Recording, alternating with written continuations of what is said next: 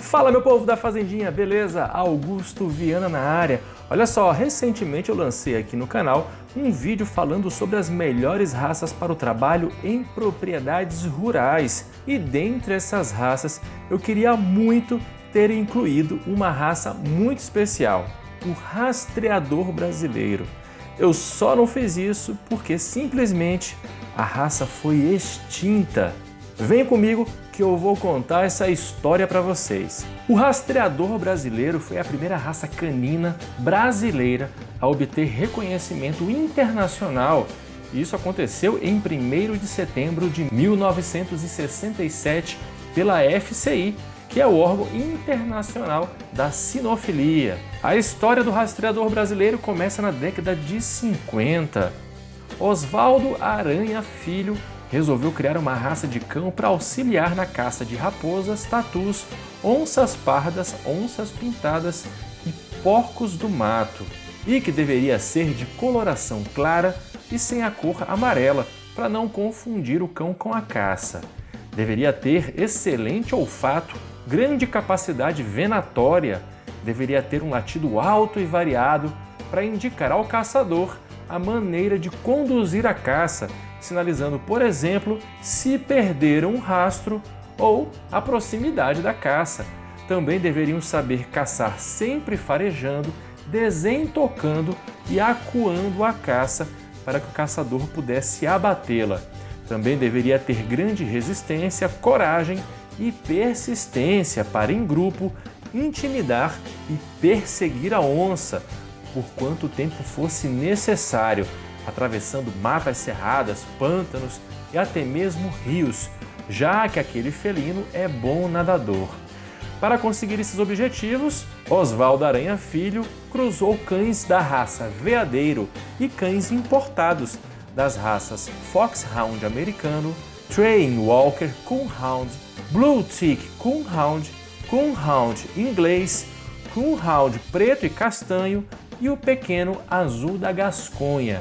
Após quase 2 décadas de trabalho, Aranha chegou a um cão que reunia quase todas as qualidades desejadas quando iniciou o trabalho.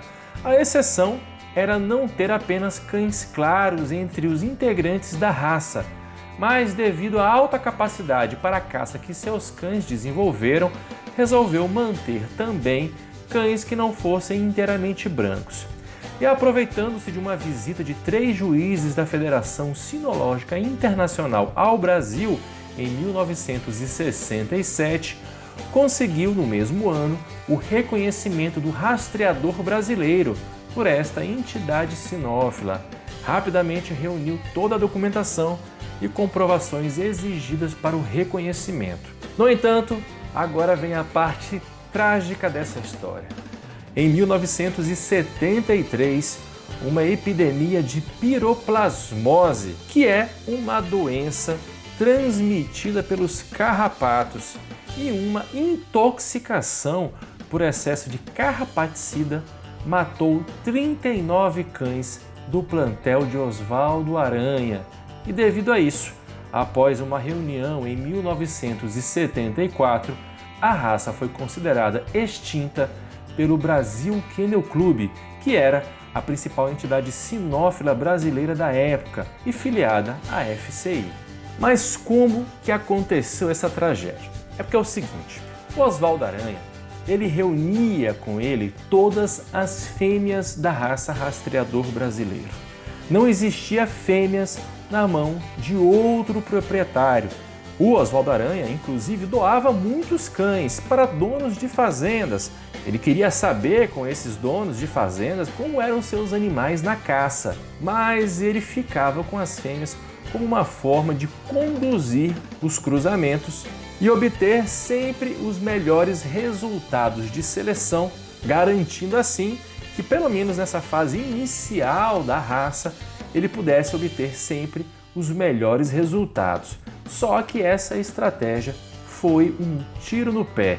O problema é que essa função ficou na mão de um funcionário que não tinha experiência nenhuma com esse tipo de medicamento e errou feio na dose, colocando muito veneno o que veio a intoxicar as cadelas, que já estavam bem fracas por conta da epidemia.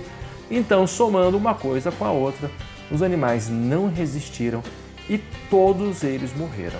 Mas Augusto, você disse aí no meio do vídeo que o Osvaldo Aranha doou dezenas de cães machos rastreadores brasileiros a caçadores e fazendeiros lá da região sudeste e do centro-oeste do Brasil. Mas como é que você vai dizer que a raça está extinta se ainda tem esses cães? Bom, por uma dedução muito simples. Se esses cães machos não tinham as fêmeas para cruzar e continuar com a raça, qualquer outra fêmea que esses animais viessem a cruzar dariam animais mestiços e não puros da raça rastreador brasileiro. Só que essa história não é feita só de notícias ruins e tristes. A partir do início dos anos 2000, criadores saudosos e apaixonados pela raça rastreador brasileiro criaram o grupo de apoio ao resgate do rastreador brasileiro e que começaram um trabalho de busca de um novo reconhecimento oficial da raça, junto à Confederação Brasileira de Sinofilia. E eles começaram um árduo trabalho de busca, catalogação e cruzamento de cães descendentes da criação de Osvaldo Aranha, sempre buscando a padronização e ampliação da variedade genética da raça.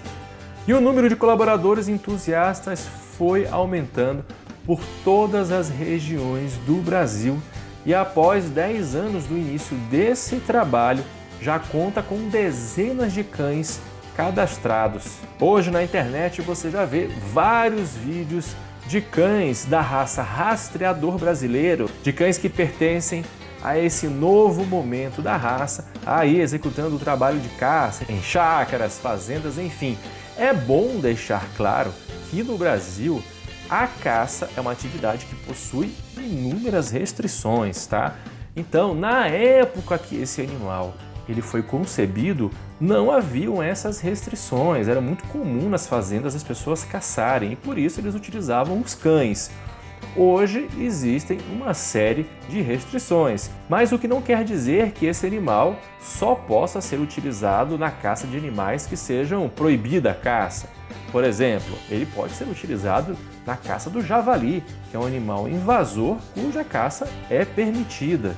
Ele também pode ser um aliado daqueles que preservam a natureza, como por exemplo, biólogos e pesquisadores da vida natural, que fazem um trabalho de captura de animais, como por exemplo, onças pintadas, para estudar esses animais, colocar ali colares transmissores para poder acompanhar a vida desses animais.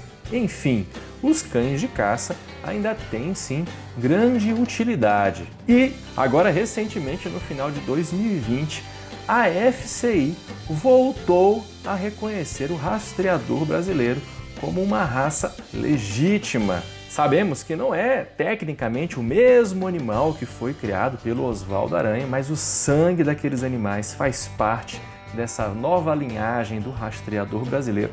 A gente fica muito feliz em saber que temos agora de volta mais uma raça fantástica que tem recebido muitos elogios das pessoas que o criam. Então vai o nosso parabéns aí a todos os envolvidos nesse resgate, nessa recuperação dessa raça genuinamente brasileira. E aí, gostou de conhecer a história do rastreador brasileiro?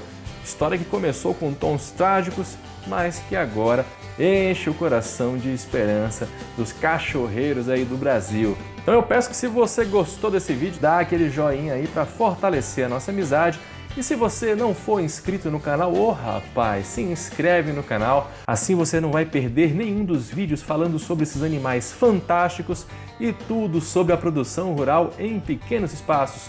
Um forte abraço, fiquem com Deus e até a próxima, valeu!